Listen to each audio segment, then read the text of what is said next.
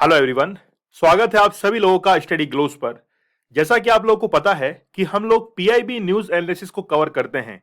नवंबर month में first week को आज हम लोग कवर करने वाले हैं। 1 से लेकर 7 नवंबर तक के जो भी इंपॉर्टेंट न्यूज एनालिसिस है आज हम लोग कवर करेंगे।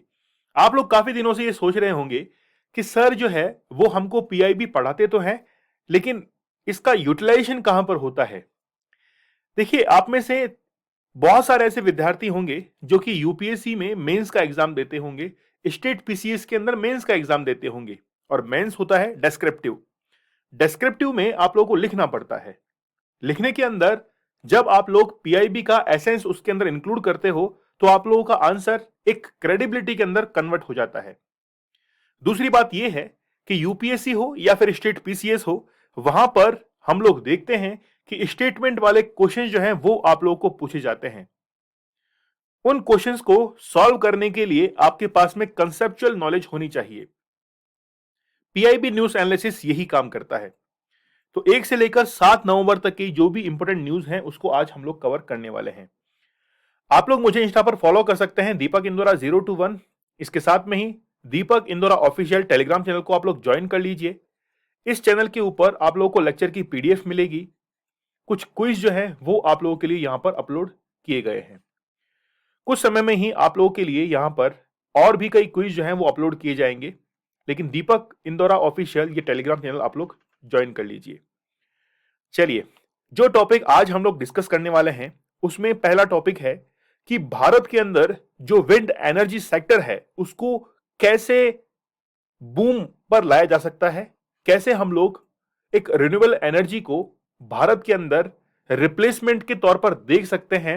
इलेक्ट्रिसिटी जो इलेक्ट्रिकल एनर्जी है उसके बेसिस पर अगर हम लोग जो इलेक्ट्रिकल एनर्जी है मतलब नॉन रिन्यूएबल जो एनर्जी है उसको रिप्लेस करना चाहते हैं तो हमको रिन्यूएबल जो एनर्जी सेक्टर है उसके ऊपर काफी ध्यान देना पड़ेगा, एक्सपेंडिचर करना पड़ेगा। बजट के अंदर उसके लिए अलग से बजट जो है वो अलॉट करना पड़ेगा। बहुत सारे ऐसे तमाम काम हैं जो हमको करने पड़ेंगे, लेकिन इतना मुश्किल नहीं है।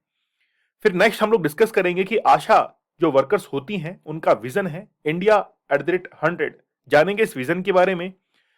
टेस्ला, क्या टेस्ला की जो ऑटो पायलट जितनी भी कार्स आती हैं क्या वो कोई एथिकल इशू क्रिएट कर सकती हैं, कोई कंसर्न जो है वो क्रिएट हो सकता है।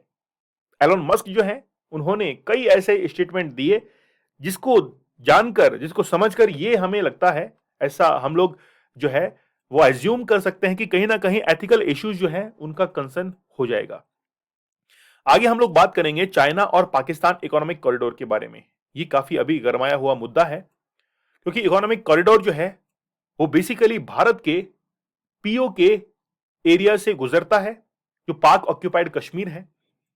तो भारत की सॉवरेनिटी के लिए, भारत की संप्रभुता के लिए कहीं ना कहीं ये नुकसान दे सकता है, इसलिए भारत हमेशा इसके विपक्ष में खड़ा रहता है। लेकिन China Pakistan CPIC, China Pakistan economic corridor, ये चाइना के द्वारा कुछ ज्यादा ही इसके अंदर एग्रेसिव तरीके से पेश आया जा रहा है।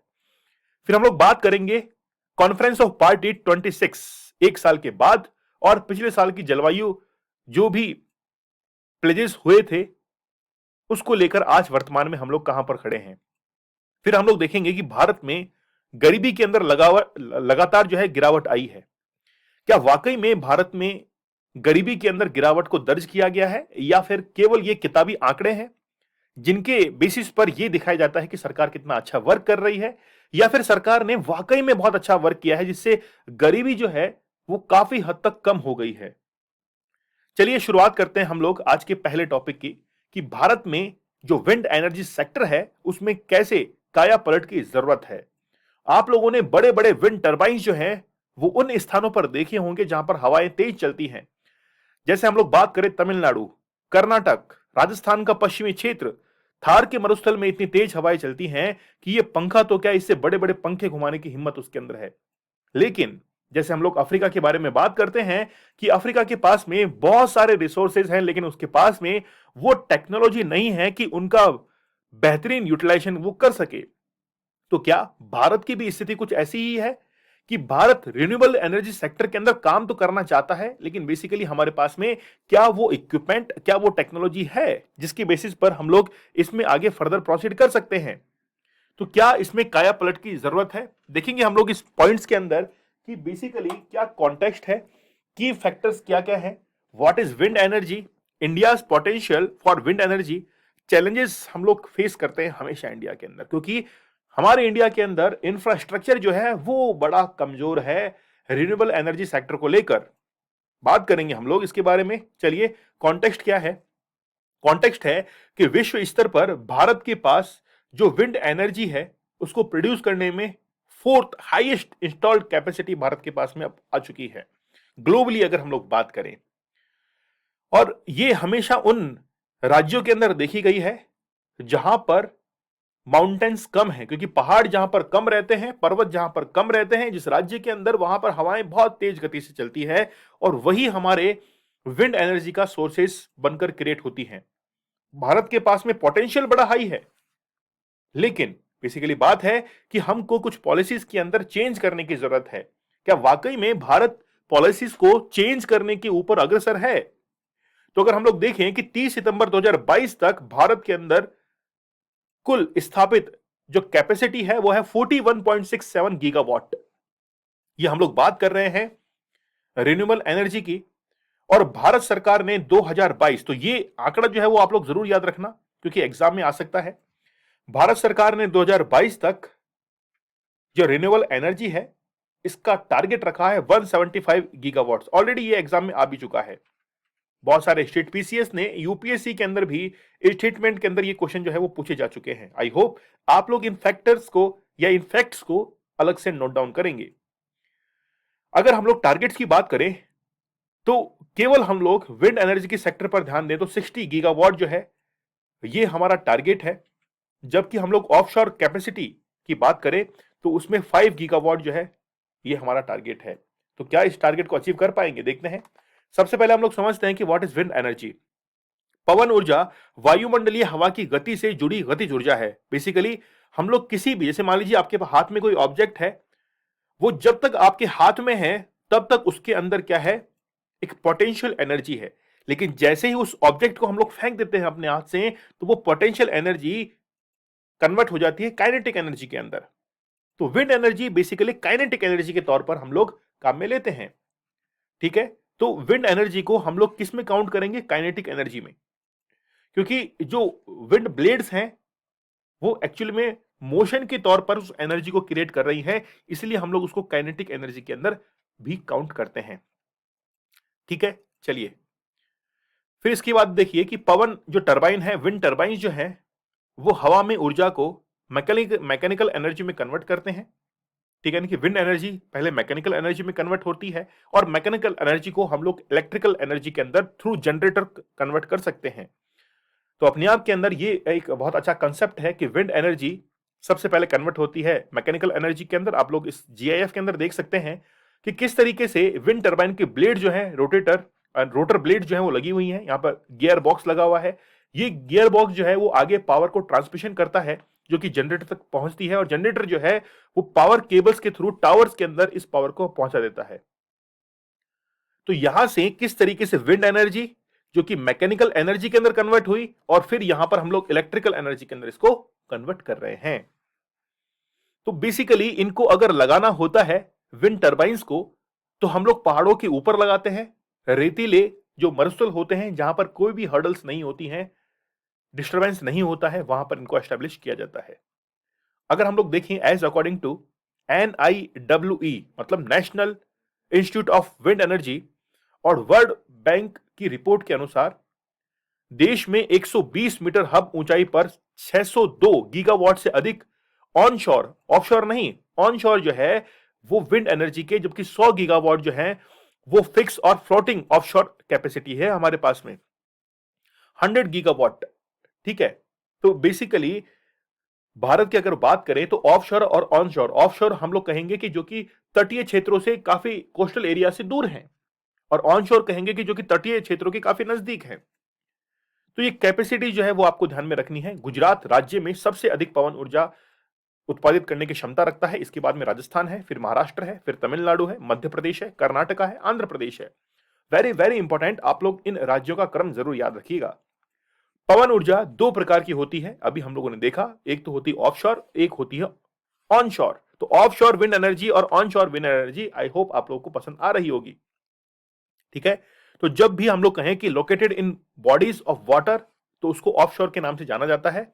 ऑनशोर हम लोग कहते हैं, अच्छा मैंने आपको थोड़ा सा इससे पहले जो है वो थोड़ा सा उलट बताया है ना, आप लोग इसको करेक्ट कर लीजिएगा, क्योंकि भावनाओं में बह जाते हैं कई बार बोलते बोलते। ठीक है, चलिए, तो इसको हम लोग कहेंगे कि लोकेटेड ऑन लैंड, ऑन शोर विंड जो है इसको कहा जाता है। ठीक है, चलिए, तो ऑन शोर ऑफशोर को आप लोगों को क्लियर कर लेना है। फिर देखिए, चैलेंजेस इन मीटिंग टारगेट्स, लक्ष्य को पूरा करने में विफल होना, किस तरीके से हम लोग जो है वो फेल कर जाते हैं। तो 2019 के अंत में स्थापित 37.5 गीगावाट ऑनशोर पवन ऊर्जा के साथ भारत मूल्य निर्धारण, भुगतान भुगतान जोखिम शमन, यहां पर आप लोग देखिए क्या क्या है। सबसे पहले है कि targets due to pricing, payment risk mitigation, transmission capacity, land use challenges, ये आपके सामने सबसे बड़े चैलेंजेस आते हैं। Issue with the bidding process, current bidding is based on trafficking drive derived from the site plant load factor, PLF इसको कहा जाता है। तो बेसिकली जहां पर भी आपका प्लांट लगाया जाना है, वहां पर जो लैंड है उसको लेकर भी कई सारी प्रॉब्लम्स जो आती हैं। फिर हम लोग देखेंगे पॉलिसी इश्यूज रहती हैं, जैसे गुजरात तमिलनाडु की हम लोग बात करें तो गुजरात तमिलनाडु में पीएलएफ जो है वो हायर रेट पर है, वहां पर लैंड अवेलेबिलिटी काफी अच्छी है, इसके कारण उनकी कैपेसिटी भी बढ़ जाती है। अधिकांश परियोजनाओं की योजना केवल इन राज्यों, जैसे गुजरात में 60% है, तमिलनाडु के अंदर 30% जो है वो विंड एनर्जी क्रिएट की जा रही है पूरे भारत की। फिर हम लोग कहें कि सबसे बड़ी लैंड अवेलेबिलिटी जो है होना जरूरी है, इसलिए गुजरात जो है वो सबसे आगे है। तो गुजरात में यह मुद्दा भले ही कवर कर लिया हो, लेकिन ग्रिड योजना का बड़ा मुद्दा जो है कायम है वहां पर। मतलब वहां पर जो है लैंड अवेलेबिलिटी तो है, लेकिन एक विंड टर्बाइन से दूसरे विंड टर्बाइन को कनेक्ट करने, मतलब उसको ग्रिड बनाने के लिए थोड़ा सा गुजरात पीछे है। चैलेंजेस इन मीटिंग टारगेट्स में फिर हम लोग इंफ्रास्ट्रक्चर की बात करेंगे, जैसे हम लोगों ने पहले भी बात की थी कि भूमि पर जो है वो काफी ज्यादा पॉपुलेशन का दबाव है और लोगों को रहने के लिए जगह चाहिए या फिर विंड एनर्जी के टरबाइन लगाने हैं वहां पे, ये पहले डिसाइड करना पड़ेगा। क्योंकि रहने के लिए जब अलग से जगह दी जाएगी तो विंड एनर्जी के लिए भी आपको जगह खाली मिल जाएगी। तो बिजली जो उत्पादित होती है उसके इंफ्रास्ट्रक्चर जो है वो डेवलप होने चाहिए, और गुजरात जो है वो बेसिकली इसके अंदर क्या है, सबसे आगे निकला है। लेकिन सबसे पहले हम लोग जिस चैलेंजेस को फेस करते हैं वो है इंफ्रास्ट्रक्चर। फिर इन्वेस्टर्स की बहुत ज्यादा हमारे पास में कमी है। इन्वेस्टर्स जो है वो विंड एनर्जी के सेक्टर के अंदर कम खर्च करना चाहते हैं, लगभग बहुत कम इन्वेस्टमेंट होता है। जैसे आप लोगों ने कंपनी का नाम सुना होगा, सुजलॉन कंपनी, जो कि विंड एनर्जी के सेक्टर में काम करती है। लेकिन बेसिकली मध्य प्रदेश, राजस्थान, महाराष्ट्र, इन क्षेत्रों के अंदर एक कॉमन बात है, और वो है कि ये जो है ड्रॉट इफेक्टेड एरियाज है। यहां पर पहले वो सूखे से लड़ेंगे या फिर विंड एनर्जी को प्रोड्यूस करेंगे। तो इन्वेस्टर्स बेसिकली उन राज्यों में ज्यादा इन्वेस्ट करने की सोचते हैं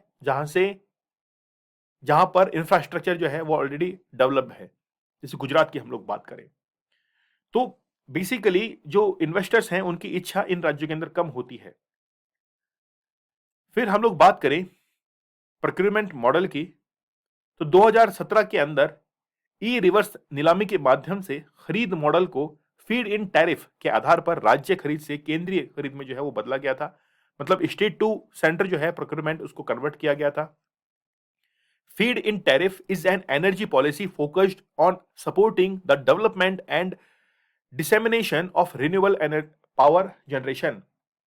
तो फीड इन टैरिफ अक्षय ऊर्जा उत्पादन के विकास और प्रसार का समर्थन करने के लिए केंद्रित एक ऊर्जा नीति है। तो बेसिकली एक हम लोग एनर्जी पॉलिसी कह सकते हैं, जिसको हम लोग फीड इन टैरिफ नाम देते हैं।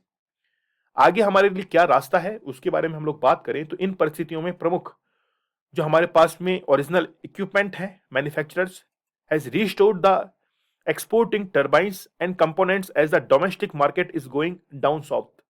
तो दक्षिण की ओर जो है वो घरेलू मार्केट जा रहा है, तो भारत में भी यही स्थिति है कि जो साउथ के स्टेट्स हैं वहां पर ज्यादा हमको संभावनाएं देखने को मिल रही हैं। फिर हम लोग बात करें फीड इन ट्रेड की, तो एफआईटी इसका जवाब है कि क्लोज्ड बिडिंग में शायद जो है वो क्या हो सकता है, वायबल टैरिफ जो है वो देखने को मिल सकते हैं। फिर हम लोग बात करें ग्रीन ओपन एक्सेस की, ये टर्म आप लोग याद रखना, ग्रीन ओपन एक्सेस, इसके तहत वार्षिक बैंकिंग और अंतर्राज्यीय व्यापार के साथ कैप्टिव और ग्रुप कैप्टिव को प्रोत्साहन देने से क्षमता वृद्धि में तेजी आएगी। ठीक है, तो बेसिकली आप लोग स्टेट्स जो है उनका जरूर ध्यान में रखिएगा। आगे हम लोग बात करते हैं आशा वर्कर्स की। आशा वर्कर्स जिनके बिना जो लोकल सेल्फ गवर्नमेंट है उसका काम अधूरा है। यहां तक कि वुमेन एम्पावरमेंट के अंदर आशा वर्कर्स का बहुत बड़ा रोल होता है। उनका एक विजन है इंडिया @100, क्या विजन है उसके बारे में हम लोग बात करेंगे कि विजन 100 उनका आखिरकार है क्या। क्या आशा वर्कर जो है इनके पास में भी कोई इश्यूज हैं? कौन होती है आशा वर्कर, वो हम लोग इस लेक्चर के अंदर समझने वाले हैं। ठीक है, चलिए सबसे पहले हम लोग देखेंगे कि concern of an ASHA worker about rural health services. जानकारी का अभाव सबसे बड़ा कंसर्न है कि ग्रामीण क्षेत्रों के अंदर लोग अपनी समस्याओं से जूझते रहते हैं, अपनी प्रॉब्लम्स को जो है वो क्रिएट करते रहते हैं, लेकिन उनके पास में ऐसा कोई समाधान होता नहीं है जिससे वो उभर सके। फिर हम लोग बात करें अलगाव, ठीक है, मतलब वो बिल्कुल अलग रहते हैं। जैसे कोविड-19 के टाइम पीरियड के अंदर आप लोगों ने देखा होगा, गेटिंग देम कॉट, तो बेसिकली लोगों को जब वैक्सीन लगाने की बारी आई, कोविड-19 के बारे में समझाने की बारी आई, तो वो लोग इससे डरने लगे और वैक्सीन जो है इसको लगाने पर क्या साइड इफेक्ट होते हैं उसको खोजने लगे कंपेयर टू उसके बेनिफिट्स को लेकर। फिर हम लोग बात करें कम्युनिकेशन की, तो सरकार और ग्रामीण आबादी के बीच में संचार के माध्यमों को मजबूत बनाने की आवश्यकता है। बेसिकली ये कम्युनिकेशन जो है वो बहुत इंपॉर्टेंट रोल अदा करता है। फिर लैक ऑफ रिसोर्सेज, संसाधनों की कमी होती है। जो भी आशा वर्कर काम करती है उनके पास में सबसे बड़ा चैलेंज ये है कि उनके पास में जो रिसोर्सेज हैं उनकी सबसे ज्यादा कमी होती है। मेडिकल फैसिलिटीज उनके पास में कम है। उनके पास में जब भी वो कोई कहते हैं कि प्रेगनेंसी जब वो करवाती हैं, प्रसव जैसी कोई समस्या उनके सामने आती है, तो उनके पास में उपकरणों की, इक्विपमेंट्स की बहुत जो है वो कमी देखने को मिलती है। फिर हम लोग उन इश्यूज को अभी कंसर्न कर रहे हैं जिसको विजन के अंदर रखा जाएगा आगे। ठीक है, उन्हें अपने काम के लिए निश्चित आमदनी जो है नहीं हो रही है। आशा वर्कर को कितनी सैलरी मिलती है? 8,000, 10,000 इतनी सैलरी मिलती है। तो क्या एक महिला इतने पैसों में अपना घर चला सकती है? हाँ, एक तरफ से हम लोग कह सकते हैं कि कहीं न कहीं सरकार का सहयोग तो मिल रहा है, ये भी बहुत बड़ी बात है। सहयोग नहीं मिले तो और ज़्यादा प्रॉब्लम क्रिएट हो जाए, तो कहीं न कहीं एक हेल्प जो है वो गवर्नमेंट की तरफ से मिल रही है। लेकिन अब ज़रूरत है कि उनकी जो इनकम है, फिक्स इनकम, इसको जो है वो थोड़ा-सा इंक्रीज़ किया जाए। एक निश्चित आय उन्हें नौकरी में स्थिरता देगी, जहाँ वे रोज़ाना 8 से 12 घंटे जो है वो खर्च करती हैं, उसके अकॉर्डिंग उनको उस रेशियो के अंदर क्या मिलना चाहिए? इनकम भी मिलनी चाहिए। ठीक है? चलिए, फिर हम लोग देखते हैं there are 2 critical issues for ASHA worker. पहला इश्यू हम लोगों ने पहला देखा कि इनकम जो है उनके वर्क के अकॉर्डिंग नहीं मिल पाती है। दूसरा हम लोग देखते हैं कि आशा कार्यकर्ता को वर्तमान में स्वयं सेवकों के रूप में पहचाना जाता है, वॉलंटियर्स के रूप में जाना जाता है। ठीक है, तो बेसिकली उनको कार्यकर्ता, वर्कर्स के रूप में जो है मान्यता देने से उन्हें सम्मान और सुरक्षा मिलती है और उन्हें गंभीरता से लेने में मदद मिलती है। बेसिकली आशा वर्कर्स को गंभीर जो है वो माना ही नहीं जाता है। देखते हैं कि ठीक है यार, कोई बात नहीं, एक वर्कर जो है वो सरकार ने लगा रखी है, लेकिन कहीं ना कहीं पहचान की, रिकॉग्निशन की जरूरत है। आशा वर्कर कौन होती हैं ये आपको समझने की जरूरत है। सबसे पहले बेसिकली आशा वर्कर जो है उनको हम लोग कहते हैं कि वो वॉलेंटियर्स हैं। वॉलेंटियर्स जो कि सरकार के द्वारा हेल्थ इश्यूज को कंसर्न करने के लिए गांवों तक जो है लोगों को जागरूक करने के लिए आशा वर्कर जो है उनको वहां पर रखा गया है। ठीक है, तो स्वास्थ्य योजनाओं का लाभ दिलाने के लिए आशा वर्करों को लोकल सेल्फ गवर्नमेंट के अंदर तैनात किया जाता है। ठीक है, फिर उनको जो है ट्रेनिंग भी दी जाती है। तो वे बेसिकली प्राइमरी जो हेल्थ इश्यूज हैं, ठीक है, वहां पर जिला केंद्रों पर, उप जिला केंद्रों पर जो है उनकी तैनाती की जाती है। तो बेसिकली गांव के लोगों और स्वास्थ्य सुविधाओं के बीच में एक ब्रिज का काम करती हैं कौन? आशा वर्कर्स। अगर हम लोग बात करें एनआरएचएम की, नेशनल रूरल हेल्थ मिशन, जो कि 2005 में सबसे पहले स्थापित किया गया था, उसमें आशा वर्कर का एज ए वॉलंटियर बहुत बड़ा योगदान था। ठीक है, देश भर में लगभग 10.40 लाख यानी कि 10,40,000 आशा वर्कर्स काम करती है। आशा कार्यकर्ताओं का सबसे बड़ा कार्यबल उच्च आबादी वाले राज्यों में है। जैसे उत्तर प्रदेश की हम लोग बात करें तो लगभग 1.5 पौने 2 लाख जो है वहां पे आशा वर्कर हैं। बिहार के अंदर 89,000, मध्य प्रदेश के अंदर 77,000 और गोवा इकलौता इकलौता राज्य ऐसा है जहां पे कोई कर्मचारी नहीं है, वहां पे आशा वर्कर है ही नहीं। जबकि हम लोग गोवा को बहुत फास्ट फॉरवर्ड मानते हैं। तो क्या इसको हम लोग सही माने कि गलत माने कि वहां पे आशा वर्कर की जरूरत नहीं है? एक पॉजिटिव पॉइंट यह हो सकता है कि वहां की ग्रामीण विलेज के अंदर जो रहने वाले लोग हैं वो ऑलरेडी वहां पर क्या है, जागरूक हैं, इसलिए उनको जरूरत नहीं पड़ती है। आज राजस्थान, मध्य प्रदेश, महाराष्ट्र, वहां पर इन कार्यकर्ताओं की ज्यादा जरूरत पड़ती है। तो उनके पास में बहुत सारी रेस्पॉन्सिबिलिटीज होती हैं आशा वर्कर के पास में। ठीक है, जैसे हम लोग बात करें survey of health and related events के अंदर, डायग्नोसिस मलेरिया प्रेगनेंसी के अंदर। ठीक है, फिर जैसे हम लोग बात करें कोई भी इंस्टीट्यूशनल डिलीवरीज हैं उनके अंदर बात करें, डायबिटीज की बात करें तो वहां पर जो है फैमिली प्लानिंग के अंदर आशा वर्कर की बहुत ज्यादा हेल्प जो है रेस्पॉन्सिबिलिटी उनके पास में होती है। फिर मलेरिया है, ट्यूबरक्लोसिस है, डायरिया है, इनके किस तरीके से इनसे बचा जा सकता है तो आशा वर्कर गांव गांव घूमकर जो है उनका प्रचार प्रसार करती है। ठीक है, कैसे हेल्थ जो फैसिलिटीज हैं वो प्रोवाइड करवाई जा सके। रिकॉग्निशन की बात करें तो आशा कार्यकर्ताओं को 75th विश्व स्वास्थ्य सभा की, जिसको हम लोग कहते हैं ग्लोबल हेल्थ लीडर्स अवार्ड 2022 में 75th वर्ल्ड हेल्थ असेंबली के द्वारा यहां पर लीडर्स अवार्ड जो है वो भी मिल चुका है। उन्हें 2020 में टाइम मैगजीन के द्वारा वर्ष का संरक्षण यानी कि guardian of the year time magazine के द्वारा 2020 में भी घोषित किया गया था। आगे के लिए रास्ता क्या है? सीधी सी बात है कि उनको एक फिक्स इनकम जो है वो तो रखी जाए, लेकिन इनकम के अंदर इंक्रीमेंट भी किया जाए। एक बेहतर सोसाइटी के अंदर उनको रिकॉग्निशन मिले, उनके पास में इक्विपमेंट्स, इंस्ट्रूमेंट्स, टेक्नोलॉजी जो है वहां तक पहुंचाई जाए ताकि वो और आसानी से काम कर सके। उनके पास में ट्रांसपोर्ट की जो है फैसिलिटीज हो ताकि वो और अच्छे से अपने काम को कर सके। जैसे हम लोग बात करते हैं इंक्लूसिव ग्रोथ की, तो फाइनेंशियल इंक्लूसिव ग्रोथ की जब हम लोग बात करते हैं तो हम लोग बात करते हैं कि जो भी फाइनेंशियल सर्विसेज हैं वो गांवों तक पहुंचे। वैसे ही हम लोग हेल्थ फैसिलिटीज की भी बात कर सकते हैं कि लोगों को जागरूक करना बहुत ज्यादा जरूरी है। ठीक है, तो बेसिकली उनको जो है वो रिकॉग्निशन मिलना चाहिए। ठीक है, अच्छा, फिर हम लोग बात करें नेशनल हेल्थ मिशन की, जिसको 2005 के अंदर जो है वो लॉन्च किया गया था। ठीक है, तो राष्ट्रीय स्वास्थ्य मिशन को भारत सरकार के द्वारा 2013 के अंदर राष्ट्रीय ग्रामीण स्वास्थ्य मिशन और राष्ट्रीय शहरी को मिलाकर जो है शुरू किया गया। दो को मिलाकर 2013 में शुरू किया गया, लेकिन एनएचएम जिसकी हम लोग बात करते हैं वो 2005 के अंदर शुरू हुआ था। ठीक है, फिर हम लोग बात करें एनएचएम जो है वो वाकई में स्वास्थ्य सेवाओं के अंदर लाभ पहुंचाने की एक बहुत बड़ी योजना है। इसके कारण अकाउंटेबिलिटी, रेस्पॉन्सिबिलिटी जो है वो निर्धारित होती है। एनआरएचएम को 12 अप्रैल 2005 को शुरू किया गया था ताकि जो भी ग्रामीण आबादी है, रूरल जो बैकग्राउंड के लोग हैं, उनको हेल्थ फैसिलिटीज, क्वालिटेटिव उनको जो है हेल्थ इश्यूज उनके सॉल्व कर सकें।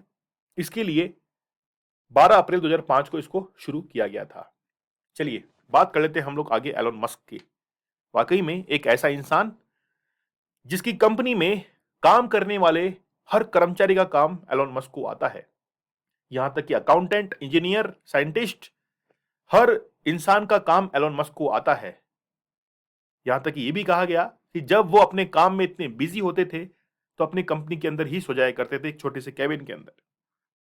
क्योंकि इंसान जब काम करने के लिए आता है तो फिर वो समय नहीं देखता है, केवल वो काम करता है।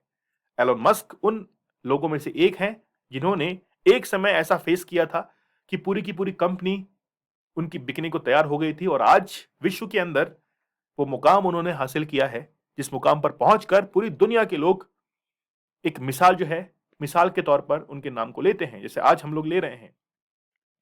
लेकिन आज हम लोग एथिकल इश्यूज की बात करने वाले हैं। जो टेस्ला है, ऑटो पायलट उनकी जो कार्स आती हैं, ऑटो पायलट जितने भी इक्विपमेंट आते हैं, क्या उनके साथ में कोई एथिकल इश्यूज है? चलिए कंसर्न करते हैं। तो क्या कॉन्टेक्स्ट है, फिर ऑटोनोमस व्हीकल जो है वो क्या होते हैं, क्या एथिकल इश्यूज जो है इसके अंदर इन्वॉल्व हैं। सबसे पहले हम लोग गल्फ कंट्रीज की बात करेंगे। ठीक है, अच्छा, सबसे पहले देखिए गल्फ कंट्रीज के अंदर जितने भी भारतीय काम करने वाले हैं उनकी रिपोर्ट के आधार पर 2015 में ऑटो पायलट के लॉन्च के बाद से मुकदमों की एक श्रृंखला के रूप में अपनी एक बड़ी चुनौती का सामना करना पड़ रहा है। बहुत सारे गल्फ कंट्रीज के अंदर जो इंडियन एम्प्लॉइज काम कर रहे हैं, उन्होंने बहुत सारे मुकदमे दर्ज किए, ठीक है, क्योंकि टेस्ला की जो कार है वो दुर्घटना के अंदर बहुत ज्यादा सामने आई है, ठीक है। फिर हम लोग बात करें कि इनकी जो ड्राइवरलेस कार है, एक ऐसा वाहन है जो अपने आसपास के वातावरण को समझ सकता है और मानव इनपुट के बिना नेविगेट जो है वो कर सकता है। ये रडार, लेजर, लाइट, जीपीएस, ठीक है, ऑडोमीटर, कंप्यूटर विजन इत्यादि जैसे अपने परिवेश को देखने के लिए कई सेंसर और तकनीकों को जोड़ती है, ठीक है। मतलब ये तमाम इनको एक कॉम्बिनेशन के अंदर जो है इसको यूज किया जाता है। आप लोग मुझे कमेंट सेक्शन में ये बताइएगा कि जीपीएस के अंदर जो ग्लोबल पोजिशनिंग सिस्टम है उसमें अमेरिका के द्वारा कितने सैटेलाइट स्पेस के अंदर रखे गए हैं, उसमें से कितने स्टैंड बाई पर रहते हैं और कितने जो है वो हमेशा एक्टिव रहते हैं, मुझे आप लोग कमेंट सेक्शन में जरूर बताइएगा, ठीक है। अच्छा, यहां पर देखिए, जो आप लोग इस कार के अंदर ब्लू के अंदर देख रहे हैं वो बेसिकली वो लाइंस है जहां पर जब भी कोई कार पायलट कार को ड्राइव करता है तो देखता है कि इन एरियाज के अंदर कहीं कोई अदर व्हीकल तो नहीं है, ठीक है। तो ये बेसिकली एक कॉलिजन वार्निंग होती है कि इसके आसपास कोई एरिया के अंदर आता है तो फिर वो ये कहता है कि ये जो अदर ऑब्जेक्ट है वो हमसे कोलाइड कर सकता है, ठीक है। तो बेसिकली अदर अलग अलग जो है इसको डिवाइड किया है। जैसे सबसे महत्वपूर्ण हमारे आज जो कंसर्न का विषय है वो एनवायरमेंटल मैपिंग है, ठीक है। तो इसको जो है वो आज हम लोग बहुत अच्छे से डिस्कस कर रहे हैं। तो लॉन्ग रेंज रडार जो है वो आपको ब्लू में दिख रहा है, रेड के अंदर दिख रहा है लिडार, ठीक है। फिर आपको कैमराज जो है यानी कि कैमरा की जो रेंज है वो यहां तक आपको दिख रही है जो कि आपको सिल्वर कलर के अंदर दिखाई दे रहा है। शॉर्ट मीडियम रेंज रडार जो है वो यहां पर काम कर रहे हैं, ये वाले ब्लू वाले, ठीक है। एथिकल इशू क्या है? सबसे पहले अकाउंटेबिलिटी। कोई भी दुर्घटना होती है तो उसकी जिम्मेदारी किसकी होगी, क्योंकि ड्राइवर जो है वो तो वहां पर है ही नहीं। तो क्या कार मालिक जवाबदेह होगा इसके लिए, या उस वाहन की जो कंपनी है जिसने जिसने निर्माण किया है वो इसके लिए रेस्पॉन्सिबल है? किसको जिम्मेदार जो है वो ठहराया जाए? फिर लॉ वर्सेस एथिक्स, कानून बनाम नैतिकता। जैसे मान लीजिए कि कार अकेले ही दौड़ रही है, ट्रैफिक रूल को तोड़ दिया है, जुर्माना किस पे लगाएंगे? कार मालिक पे लगेगा। भाई हो सकता है कि उस कार के अंदर कोई सवार ही ना हो, ये भी तो पॉसिबल है। उसको प्रोग्रामिंग करके रोड पे छोड़ दिया जाए एक खिलौने की कार की तरह, और वो जो है वो कई सारे जो ट्रैफिक रूल्स है उसको तोड़ दे। तो ये हमारे पास में एक एथिकल इशू है, ठीक है। तो इस कंसर्न में वो जो ऑनर है वो इस काम से फ्री हो सकता है कि यार मैंने थोड़ी ना किया है ये। लेकिन कई बार ट्रैफिक नियम जो है उससे भी समझौता करना पड़ता है। तो बेसिकली ये एथिकल इश्यूज जो हैं वो हमारे सामने आ रहे हैं। उदाहरण के लिए किसी गंभीर मरीज को अस्पताल ले जाना जो है वो पड़ सकता है, ठीक है। तो उस समय जो है वो क्या वो टेस्ला की काम जो है वो कार काम में आ सकती है, ठीक है, क्योंकि यह हमारे पास में सबसे पहले एथिकल कंसर्न है कि उस अस्पताल जो है मरीज को अस्पताल लेके जाना है।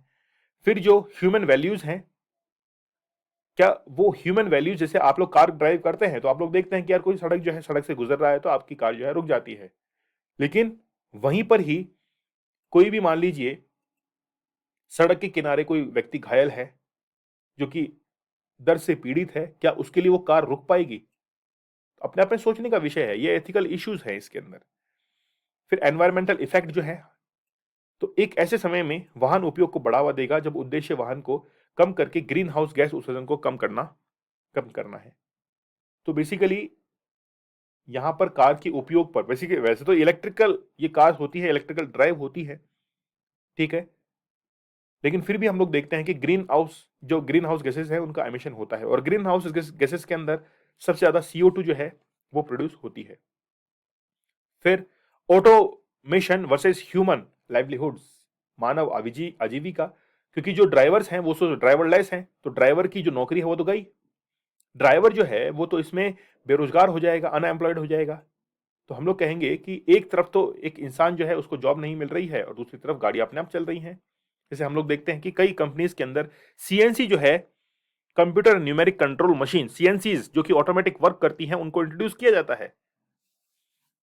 इंट्रोड्यूस तो आपने कर दिया, लेकिन वो मशीन, एक मशीन 10 लोगों का काम कर रही है, तो वो 10 लोग जो हैं वो अपने रोजगार से निकाले जा चुके हैं।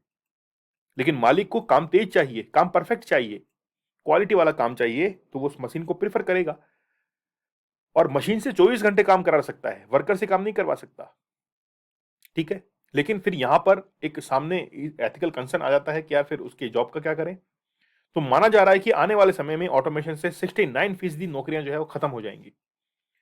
फिर हम लोग बात करें हैकिंग की, तो अगर हम लोग इसको देखें कि कोई गाड़ी जो है, कार, वो किस पाथ को फॉलो कर रही है, उस पाथ को जो है डिटेक्ट किया जा सकता है, उसको जो है वो हैक कर सकते हैं। अगर किसी कार को हैक करके उसे मारने के लिए प्रोग्रामिंग किया जाता है तो बहुत बड़ी समस्या हो सकती है। हो सकता है कि कार को प्रोग्राम कर दिया है, वो ऑटोमेटिक किसी कार से, किसी ट्रक से जाके टकरा जाए और उसमें जो भी बैठा सवार है उसकी जो है डेथ हो जाए। कंक्लूजन है कि सेल्फ ड्राइविंग कारों के बढ़ते उपयोग के कारण, स्वायत्त वाहनों और नैतिकता के बारे में बहस तेज होने के कारण हम आशा करते हैं कि सख्त कानून जो है और रेगुलेट अथॉरिटी जो है उनको थोड़ा सा जवाबदेह इसके अंदर बनाना चाहिए, होना ही चाहिए। ठीक है, तो ये हम लोग इसका कंक्लूजन डिस्कस करते हैं। चलिए आगे हम लोग बात कर देंगे China Pakistan economic corridor. The bumpy road travels so far, अब तक का सफर जो तय किया है वो बड़ा क्या है, बम्पी रोड है, बड़ा ऊबड़ खाबड़ जो है वो रास्ता रहा है। ठीक है, चलिए ये अपने आप में, ये जो दो आपके पास में फ्लैग्स दिख रहे हैं, ये दोनों फ्लैग्स ने भारत के नाक में दम कर रखा है। खैर देखेंगे, इनसे भी निपटेंगे।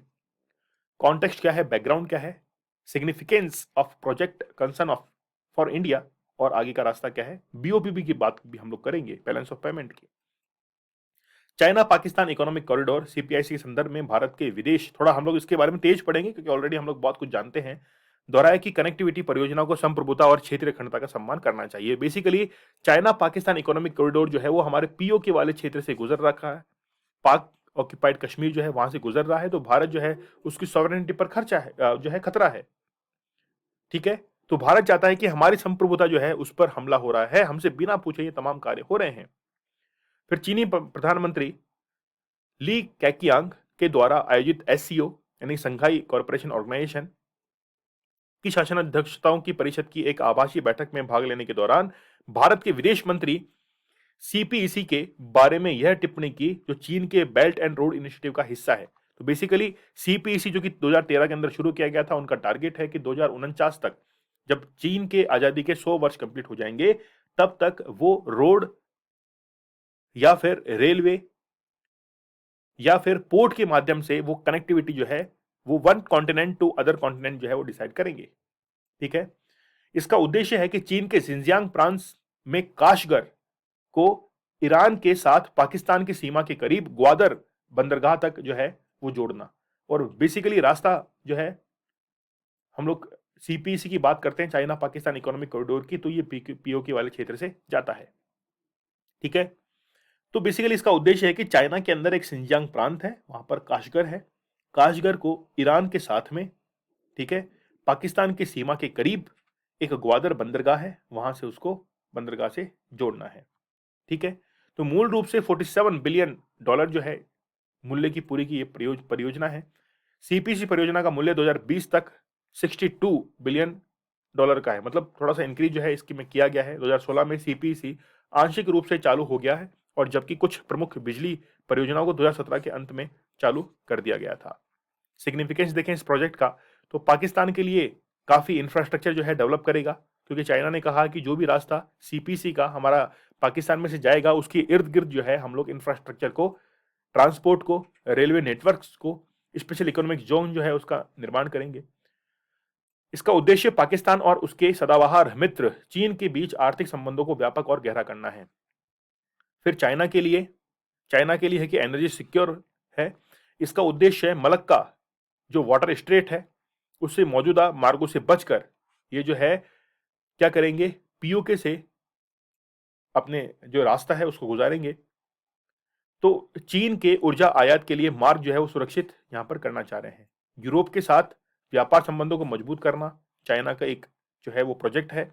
अरब सागर में ग्वादर बंदरगाह का विकास करना, साथ ही इस बंदरगाह को सिंजियांग प्रांत से जोड़ना यूरोप और चीन के बीच व्यापार को बेहतर बनाने का एक शॉर्टकट होगा। राष्ट्रीय सुरक्षा और आर्थिक विकास, इसे जिंजियांग क्षेत्र के आर्थिक विकास द्वारा चीन के लिए राष्ट्रीय सुरक्षा के मुद्दे को संबोधित करने के रूप में देखा जाता है, जिसमें मुस्लिम अलगाववादियों पर आतंकवादी प्रभाव कम हो जाता है।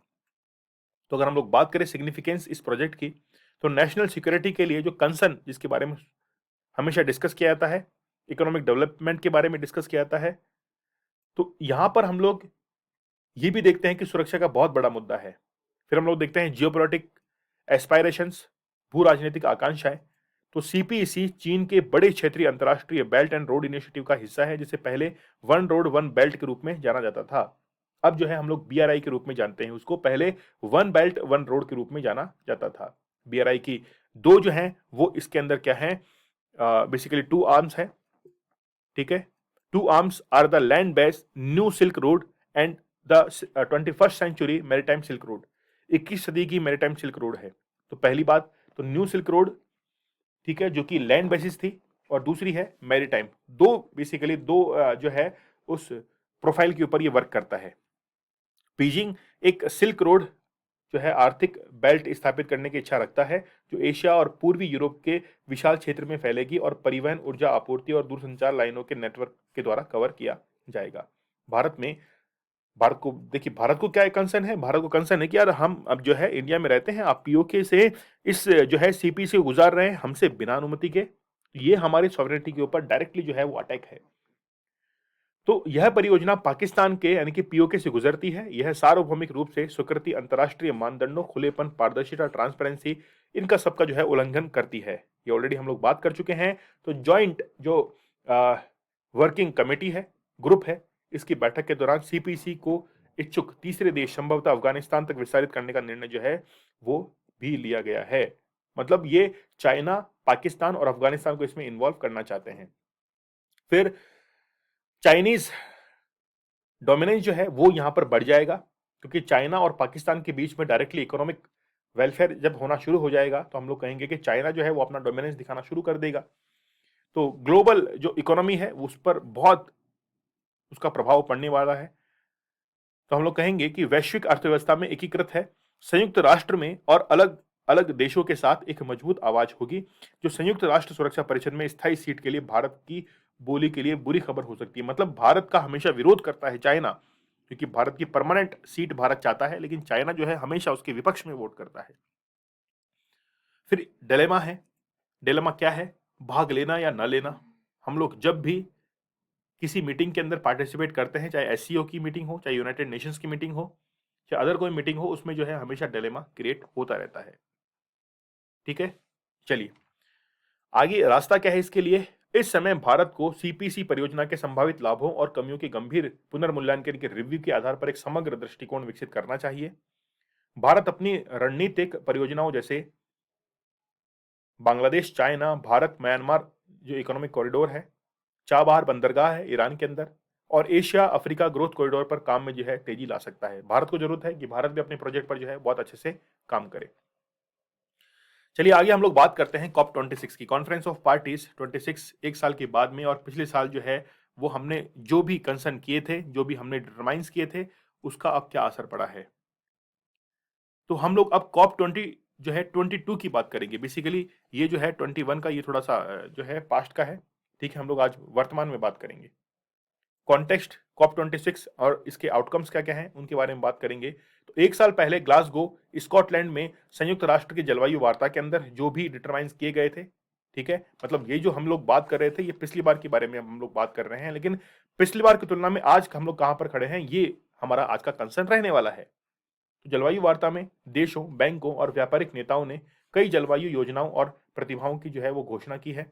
पेरिस समझौते के क्रियान्वयन के लिए नियमों और प्रक्रियाओं को अंतिम रूप देने और सभी देशों को एक विशिष्ट वर्ष तक शुद्ध शून्य लक्ष्य, मतलब आपको पता है जीरो एमिशन जो है वो पहुंचाना है कब, 2070 तक, ठीक है। तो 26वें यूनाइटेड नेशन जो क्लाइमेट एग्रीमेंट है कॉप 26 का आयोजन ग्लासगो यूके में किया गया था, और कॉप 27 जो है वो रिसेंटली आपको पता है कि अभी आयोजित हुआ है, ठीक है। तो हम लोग आउटकम्स की अगर बात करें तो राष्ट्रीय उत्सर्जन जो योजनाएं हैं, नेशनल एमिशन प्लान्स, तो कॉप 27 के समय में लगभग 200 देशों ने कॉप 26 शिखर सम्मेलन में अपने उत्सर्जन कटौती वादों को सुधारने के लिए सहमति व्यक्त की है कि हमने जो पहले कॉप 26 में जो वादा किया था उसको हम लोग कॉप 27 के अंदर सुधारेंगे, जिन्हें राष्ट्रीय स्तर पर निर्धारित योगदान या एनडीसीज कहा जाता है, लेकिन अब तक केवल दो दर्जन देशों यानी कि 24 देशों ने ही ऐसा किया है। वनों की कटाई की बात करें, डिफॉरेस्टेशन की, तो अगर हम लोग एक तरफ तो जलवायु परिवर्तन की बात करते हैं, क्लाइमेट चेंज की बात करते हैं, और दूसरी तरफ वनों को काटते जाते हैं, तो दोनों हाथों में हम लोग लड्डू नहीं रख सकते हैं। पिछले 100 सालों से अधिक देशों ने 2030 तक वनों की कटाई को समाप्त करने का संकल्प लिया था, लेकिन वो केवल संकल्प ही बन के रह गया है। वहां पर कटाइयां अभी तक भी चल रही हैं। हालांकि उस लक्ष्य को प्राप्त करने के लिए वनों की कटाई के क्षेत्र में 2020 के कवर से हर साल 10% कम करने की आवश्यकता होगी। इसके बजाय वन घोषणा मंच के अनुसार पिछले साल वनों की कटाई में केवल 6.3% की गिरावट आई है। भाई, हम लोग टारगेट बड़े बड़े डिसाइड करते हैं कि 20% कम कर देंगे, और फिर भी कम कितना कर पाते हैं? 6.3।